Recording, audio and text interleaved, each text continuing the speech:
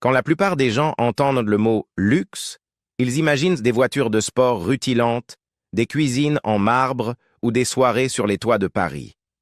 Mais la vision du luxe de Pierre Perret en 2025 est très différente et infiniment plus personnelle. Il vit toujours dans l'ancienne ferme de Nangis qu'il a achetée dans les années 1960, aujourd'hui transformée en un domaine discret avec piscine chauffée, cours de tennis privé, cave à vin et des murs tapissés de livres rares et de casseroles en cuivre. Sa seconde résidence? Une villa de 2,75 millions d'euros aux teintes bleutées sur la côte irlandaise, avec accès privé à la plage et trophée de pêche hérité de ses années Angler of the Year. Avec des revenus mensuels estimés à près de 8 800 euros et des droits d'auteur qui continuent d'affluer grâce à des titres intemporels comme Lily et le Zizi, la fortune de Perret est à la fois stable et patiemment construite. Mais comment a-t-il bâti cet empire et pourquoi cultive-t-il encore ses propres légumes et prépare-t-il ses confitures? Entrons dans une vie où chaque détail, du fourneau au paysage, devient une forme de luxe. Pierre Perret a commencé par les mots. Qu'il s'agisse de double sens malicieux ou de satire sociale mordante, sa maîtrise de la langue française a toujours été sa monnaie la plus durable. Des chansons comme Le Zizi, Lily et les jolies colonies de vacances n'étaient pas de simples succès, c'étaient des événements culturels, interdites, célébrées, cités à l'école, disséquées dans les cercles politiques. Les droits issus de ces œuvres, diffusées, reprises, samplées, streamées, continuent de tomber. Son versant littéraire a apporté des revenus supplémentaires. Perret a publié des ouvrages sur les expressions françaises, des mémoires, des livres de cuisine, des contes pour enfants. Ces livres sont devenus des classiques des foyers, des écoles et des librairies. Contrairement à beaucoup d'artistes, ses revenus n'ont jamais dépendu uniquement de la scène ou de la radio.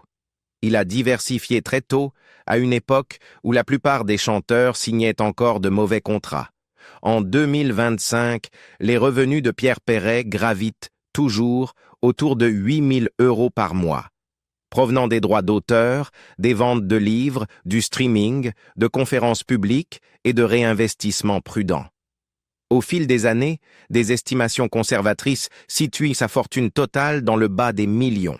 Même si les chiffres précis restent flous, Perret ayant toujours esquivé les questions d'argent avec son humour caractéristique, « Je suis riche de chansons et d'amis ».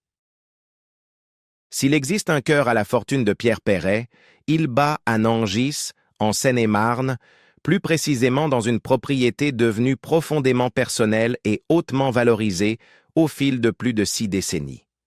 Située à environ 80 km de Paris, cette résidence a été achetée au début des années 1960 grâce aux revenus de ses premiers droits d'édition et de concert. À l'époque, il ne s'agissait que d'une ferme délabrée, nécessitant une rénovation structurelle complète et dépourvue d'infrastructures modernes. Ce qui n'était au départ qu'un refuge rural modeste est devenu une véritable villa de maître, aujourd'hui estimée par des experts immobiliers à bien plus de 1 500 000 euros, hors valeur historique. La maison s'étend sur plusieurs hectares de terrain privé, avec piscine chauffée à couverture rétractable, cours de tennis aux dimensions réglementaires, potager clos et serre. Les jardins comprennent un verger mature, figuier, cerisier, prunier, abricotier, ainsi qu'un poulailler et un petit espace d'élevage où Perret continue d'élever des poules, des lapins et parfois des cochons. Il a souvent souligné que près de 80% de ce qui est consommé sur place provient directement de la propriété. À 80%, tout ce qu'on consomme ici est produit ici. La maison principale se compose de plusieurs ailes ajoutées au fil du temps, avec une isolation moderne, des poutres en bois anciens conservées de la structure du XVIIIe siècle et une vaste cuisine équipée de batteries de cuivre professionnelles, d'un fourneau et de plus d'une douzaine de tiroirs à épices étiquetés de sa propre écriture.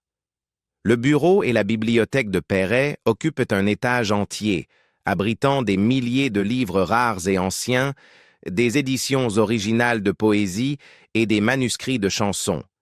certains remontant aux années 1950. Le salon mêle un éclectisme assumé, peintures populaires haïtiennes, machines à sous vintage, masques africains et affiches françaises des années 1930. Au mur, deux tableaux qui l'évoquent souvent avec fierté, l'un de l'Abysse, l'autre de Vlaminck. Rebecca Perret, née Simone Mazaltarim, est son épouse, sa manager et sa partenaire d'affaires depuis 1962. Ensemble, ils supervisent chaque aspect logistique et financier de sa carrière. Tandis que Pierre s'occupe de la création et de la vie domestique, écrire, cuisiner pour les amis, entretenir le jardin, Rebecca négocie les contrats, gère les relations avec les éditeurs et administre les droits numériques et les accords de streaming. Leur duo est souvent décrit comme à la fois traditionnel et remarquablement efficace.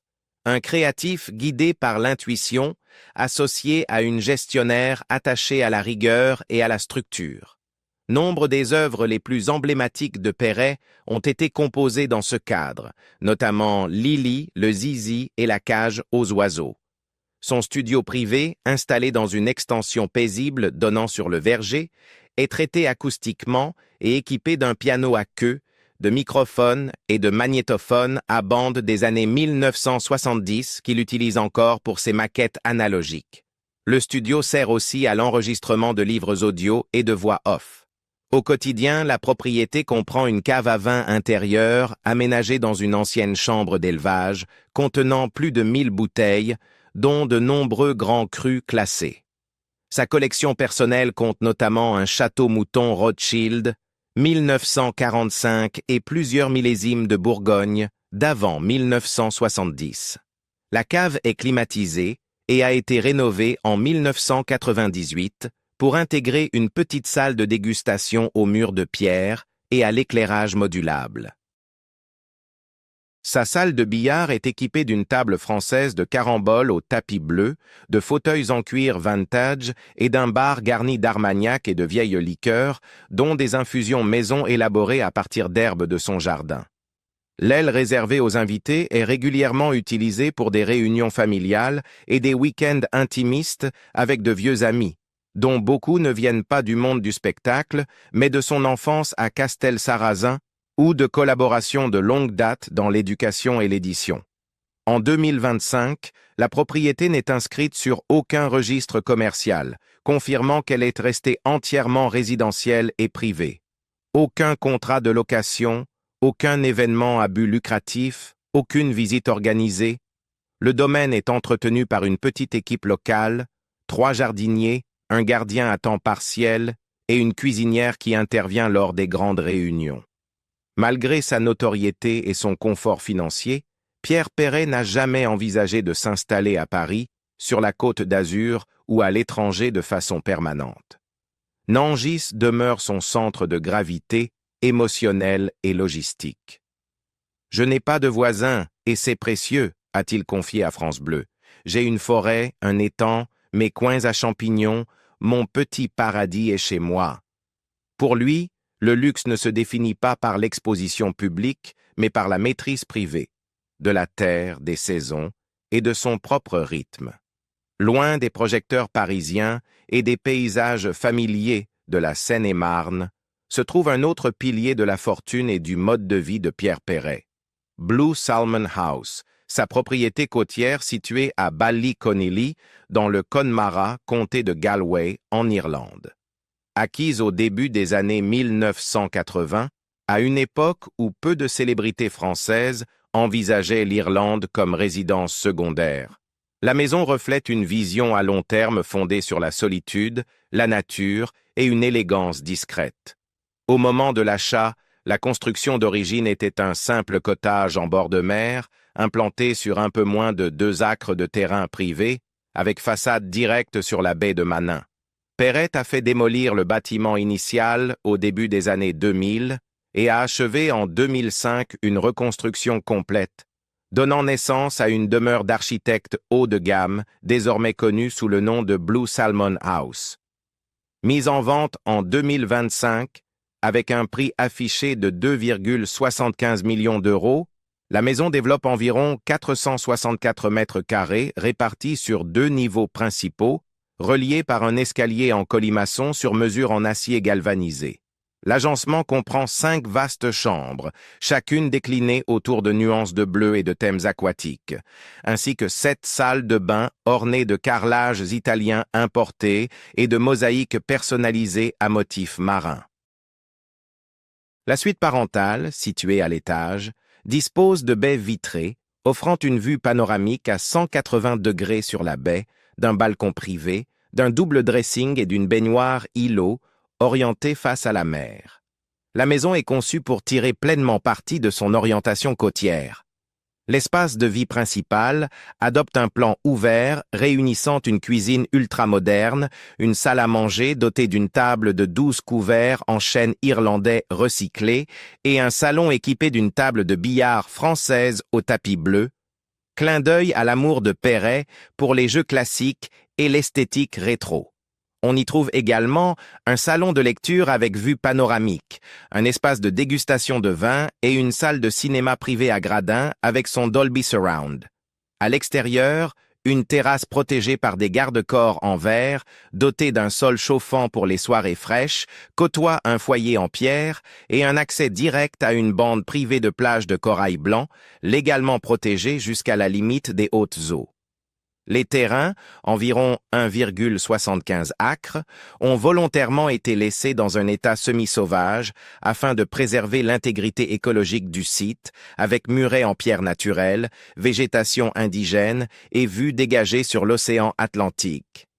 Ce qui distingue Blue Salmon House, c'est sa vision esthétique assumée. Chaque détail rend hommage à la mer. Les intérieurs mettent en valeur des carreaux peints à la main, du matériel de pêche ancien, des lampes en verre marin et des trophées de saumon naturalisés, dont le célèbre saumon de 12,5 livres que Perret a pêché en 1985 et qui lui valut le titre local de Angler of the Year. Ce trophée, toujours exposé dans le hall d'entrée, symbolise son attachement émotionnel profond à la région. Dans la cuisine, Perret a installé un fourneau bleu profond, l'un des rares de ce type en Irlande au moment de l'achat, encadré d'étagères ouvertes en cuivre et de placards tournés à la main, peints dans des tons azur et turquoise.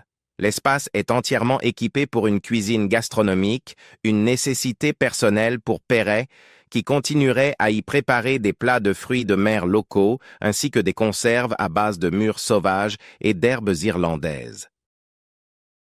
Bien qu'elle n'ait jamais été mise en location ni exploitée commercialement, la maison est devenue, dans certains cercles médiatiques français et irlandais, le refuge spirituel et créatif de Perret. Des journalistes français qui s'y sont rendus au début des années 2000 la décrivaient comme une maison-refuge, une expression habituellement réservée aux artistes en retrait volontaire. « Ici, personne ne me connaît », confia-t-il à un journaliste. « Je suis juste un pêcheur français, et on me laisse tranquille. » La maison irlandaise a également été le théâtre de moments personnels importants. Des proches confirment que plusieurs chapitres majeurs de son œuvre tardive, notamment des chansons à thème environnemental et des poèmes plus introspectifs, ont été écrits à Blue Salmon, souvent au cours de longues périodes de solitude rythmées par la pêche. Le domaine comprend un petit bâtiment annexe chauffé, transformé en studio de création, tapissé de cartes marines, de brouillons de poésie et d'équipements audio. Il convient également de noter que, contrairement à de nombreuses propriétés appartenant à des célébrités qui perdent souvent de la valeur avec le temps en raison du manque d'entretien ou d'une surexposition médiatique, Blue Salmon House a conservé et même accru sa valeur sur le marché. L'estimation de 2,75 millions d'euros en 2025 reflète à la fois l'emplacement du bien, la qualité architecturale et son caractère unique, non seulement comme résidence de luxe, mais aussi comme lieu culturel et créatif associé à l'un des artistes français les plus durables de sa génération, Pierre Perret. Enfin, la décision de vendre la maison en 2025, après plus de 40 ans de possession, n'a pas été présentée comme un retrait, mais comme un geste symbolique de « catch and release ». Aucune déclaration officielle n'a été publiée, Mais des sources proches ont évoqué l'âge avançant et la difficulté logistique d'entretenir deux grandes propriétés dans deux pays différents. Perret aurait toutefois confié en privé: les souvenirs y resteront longtemps, même si je pars. Blue Salmon House est bien plus qu'une résidence. C'est une étude de cas sur la manière dont le goût personnel, l'investissement de style de vie et le respect profond de la nature peuvent se rencontrer en un seul lieu. Et pour Pierre Perret, il n'a jamais été question de démonstration, mais de silence, d'air marin et du simple plaisir de se sentir humain à nouveau. Si vous cherchez un garage ostentatoire rempli de Ferrari et de Bugatti, passez votre chemin. Pierre Perret ne s'est jamais défini par ses voitures, mais ce qu'il conduit reflète parfaitement qui il est.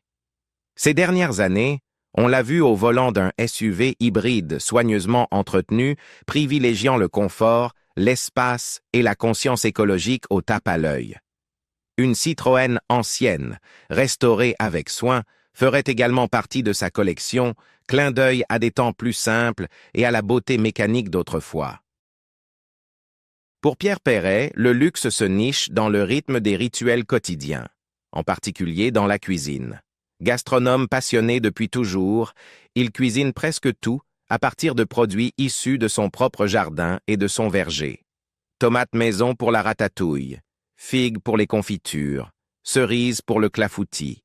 Il fait sécher ses charcuteries, met ses cornichons en bocaux et entretient tout un système de conserve saisonnières qu'il partage avec ses visiteurs. Il y a de tout là, disait-il en parlant des rillettes, gelées et confitures qu'il offre à ses invités. Certaines années, il remplit plus de 300 bocaux. La cuisine n'a rien d'un loisir occasionnel. Perret tient des carnets manuscrits de recettes transmises ou inventées, annotés selon les occasions où chaque plat a été servi et à qui.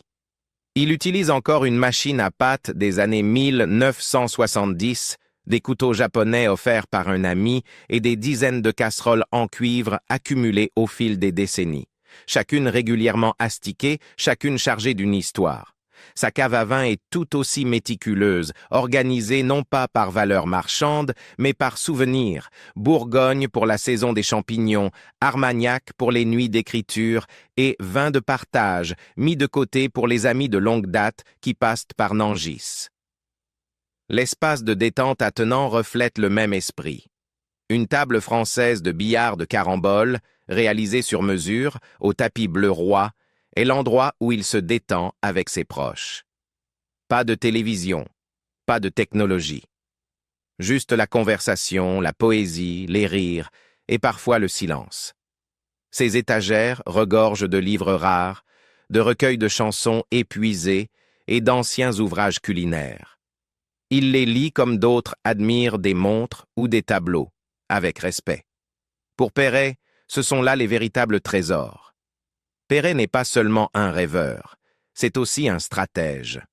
Au fil des décennies, il a investi de manière prudente et réfléchie.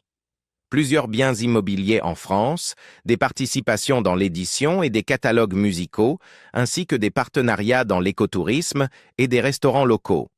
Il aurait travaillé très tôt avec des conseillers, non pour rechercher des gains rapides, mais des rendements stables.